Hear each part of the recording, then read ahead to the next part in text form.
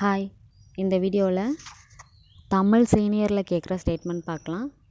நான் டைப் பண்ணியிருக்கதையும் காட்டுறேன். Title plus subtitle இது ரெண்டும் எப்படி டைப் பண்ணுறது, எப்படி கால்குலேஷன் போடுறது அதை பார்ப்போம். ஃபஸ்ட்டு டிகிரி செட் பண்ணோம். டிகிரி எவ்வளோ? 10 to 65, இங்கிலீஷ்னால் 10 to 75. அப்போ இதோட டிஸ்டன்ஸு 55.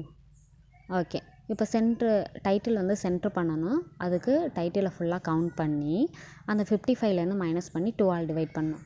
இப்போ கவுண்ட் பண்ணலாம். 2 வேர்டுக்கு இடையில உள்ள ஸ்பேஸு 1 அப்படின்னு சொல்லிட்டு எடுத்துக்கணும்.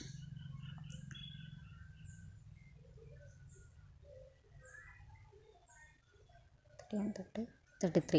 இப்போ 55லேருந்து 33 மைனஸ் பண்ணுங்கள். மைனஸ் பண்ணிங்கன்னா 22ன்னு கிடைக்கும். அதை 2 டிவைட் பண்ணால் 11.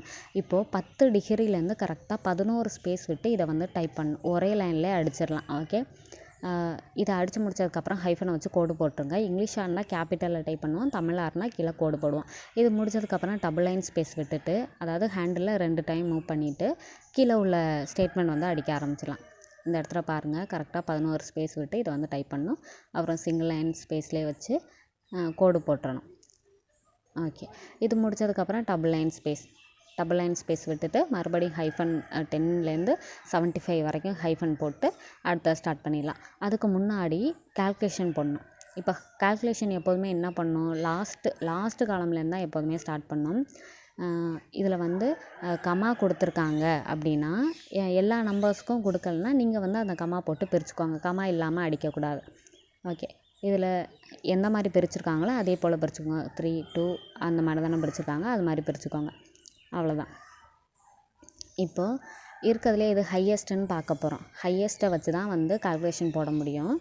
இப்போது ஹையஸ்ட்டு பார்க்கணுன்னா என்ன பண்ணணும், ஒவ்வொரு லெட்டராக கவுண்ட் பண்ணுங்கள். இப்போ இதில் பாருங்கள் 7, 8 இருக்குது.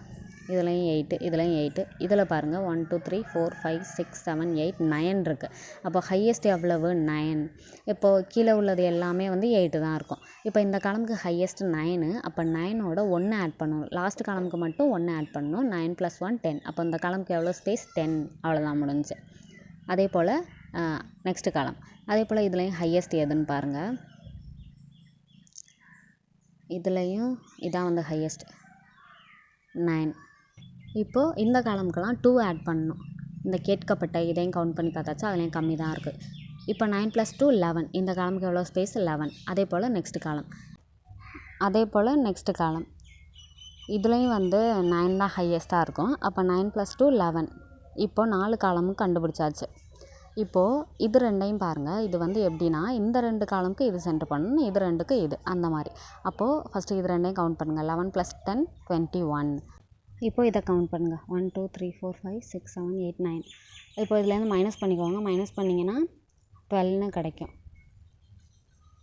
இதை 2 டிவைட் பண்ணால் 6. அப்போ இந்த இடத்துலேருந்து கரெக்டாக 6 ஸ்பேஸ் விட்டு இதை டைப் பண்ணுற மாதிரி இருக்கும். அதே போல் தான் இந்த 2 காலமுக்கும் 11 + 11 எவ்வளோ? 22ன்னு கிடைக்கும். அதே போல் இதை கவுண்ட் பண்ணிங்கன்னா 9. இப்போ இது ரெண்டையும் மைனஸ் பண்ணிங்கன்னா 3, 13. இதை 2 டிவைட் பண்ணிங்கன்னா 6.5ன்னு கிடைக்கும். அதை நம்ம 7ன்னு எடுத்துக்கலாம். இல்லைனா நீங்கள் 14ன்னு மாற்றிக்கிட்டு 2 டிவைட் பண்ணால் 7ன்னு ஸ்ட்ரைட்டாக கிடச்சிடும். அப்படி மாற்றிக்கிட்டாலும் ஓகே தான். கரெக்டாக இந்த இடத்துலேருந்து 7 ஸ்பேஸ் விட்டு இதை டைப் பண்ணுற மாதிரி இருக்கும். அவ்வளோதான். இப்போ இதெல்லாம் முடிச்சாச்சு. இப்போ ஃபஸ்ட்டு காலமுக்கு வரலாம். இப்போ பாருங்கள், ஃபஸ்ட்டு காலமுக்கு இந்த 4 காலமையும் முதல்ல ஆட் பண்ணிக்கோங்க. 11 + 11 + 11 + 10 இது எல்லாத்தையும் ஆட் பண்ணிவிட்டு அதை 55லேருந்து மைனஸ் பண்ணணும். ஓகே, அப்போ 43ன்னு கிடைக்குமா? அப்போ 55லேருந்து மைனஸ் பண்ணிங்கன்னா 12ன்னு கிடைக்கும். அப்போ இந்த காலமுக்கு 12 ஸ்பேஸ் இருக்கும். ஓகே, இதை நீங்கள் டைப் பண்ணியிருக்கிறதுல பாருங்கள். இப்போ பாருங்கள், இதை கவுண்ட் பண்ணி பார்த்தாலே தெரியும்.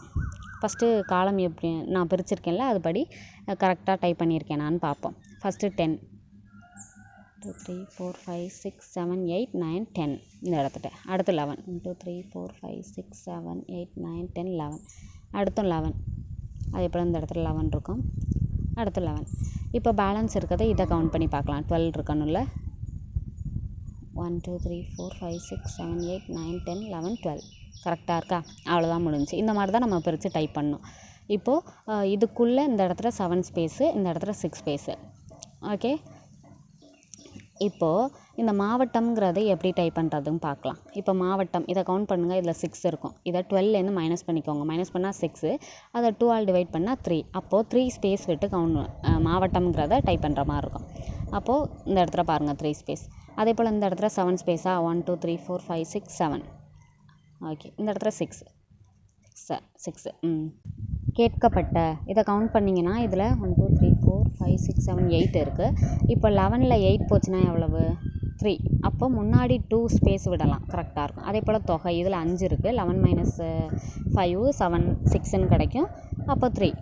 இந்த இடத்துல 2 ஸ்பேஸ், இந்த இடத்துல 3 ஸ்பேஸ், அவ்வளோதான். இப்போ வரி 2 எழுத்து. அப்போ 11 மைனஸ் 2 9ன்னு கிடைக்கும். அதை 2 ஆல் டிவைட் பண்ணோம்னா 5.4 அந்த ரேஞ்சில் வரும். அதை நம்ம 5ன்னு எடுத்துக்கலாம். இப்போ 5 ஸ்பேஸ் விட்டு இது. அதே போல் வசூலானது இதுக்கு 5 இருக்கும். அதை 2.5 3ன்னு எடுத்துக்கலாம். இந்த இடத்துல 5, இங்கே 3, அவ்வளோதான். அதே போல் தான் இதுக்கும் இதே கால்குலேஷன் தான் வரும். 2 3ன்னு